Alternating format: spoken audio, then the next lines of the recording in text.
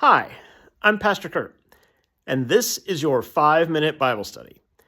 Today, we're going to look at Romans chapter 13, verses 1 through 14. Now, in this section, Paul talks about the relationship between Christians and the government.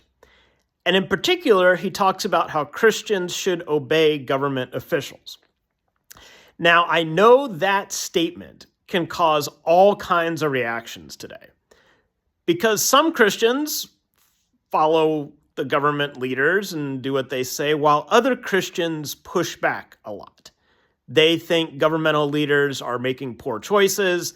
They think it's time to stir up other ways of living, this kind of thing, that it seems like this is a very divisive topic, the way Christians are to relate to the government. And we need to pay attention here to Paul's comments, because they can help us in our modern day context. So first of all, he talks about Christians need to obey the government. His point is basically that just because you're a Christian, that doesn't mean you are exempt from following the law. That you need to obey the laws.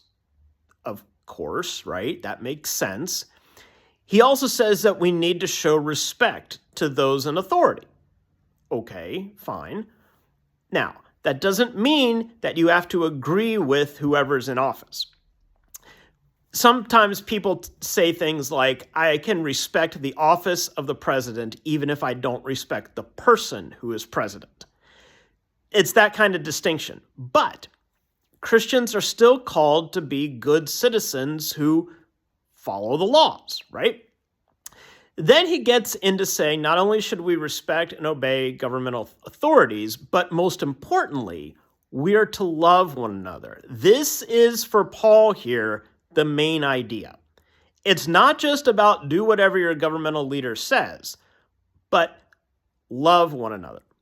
Sometimes that loving one another means pushing back against what your leaders say. Maybe what your leader is saying isn't very loving.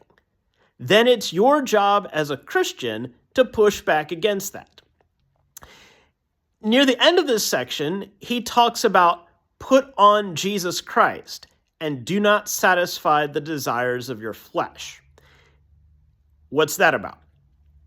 The desires of your flesh are basically the things that you want to do that are very, very selfish, that are all about you. When you put on Christ, when you are focused on Christ, then you are focused on him and showing his love to other people, not focusing on your own desires. Now, think about that in the context of your relationship with government officials. Sometimes Christians need to remind government officials to put on Christ and not satisfy the desires of their flesh. Sometimes Christians need to celebrate that our government officials are showing love for one another and for the people and not gratifying the desires of the flesh. So it's not just about do whatever your governmental leader says.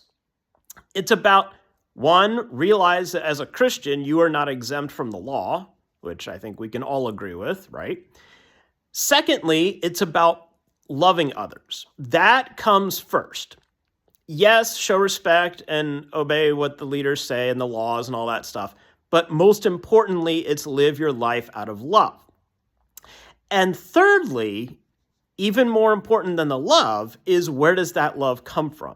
That love comes from Christ.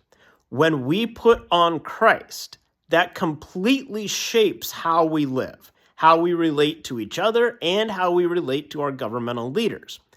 Because that is the source of the love that we show. When you are satisfying the desires of your flesh, you're being selfish, and you are not showing love to your neighbor. So it's important to keep all of Paul's comments here in context and read them together. Because again, it's not just about do whatever the leader says. It's about showing love. It's about putting on Christ. And it's about living your life as a Christian in the midst of a land that has a government. Now, remember, our context is different than the context in which Paul was writing. Although his words can still apply, we need to remember the contextual differences too. In that day, they were living under the rule of the Roman Empire, okay? And you could get in really, really big trouble if you didn't do what the Roman Empire says. So Paul is saying to his audience, you can still be a Christian and sort of follow the laws that the Roman Empire has set down. Now, that doesn't mean that everything that the Roman Empire did was great, because it wasn't. Instead, I think Paul is trying to encourage people here. He's trying to encourage them to live their life as faithful followers of Christ in the midst of government. Sometimes governmental leaders make smart choices, sometimes they make bad choices. Sometimes they show love, sometimes they gratify the desires of their flesh. Here, Paul is reminding his readers and us that what's most important is putting on Christ and showing love, even in living in a land that has a government. There's your 5-minute Bible study for the day.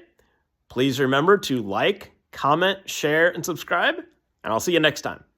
Thanks.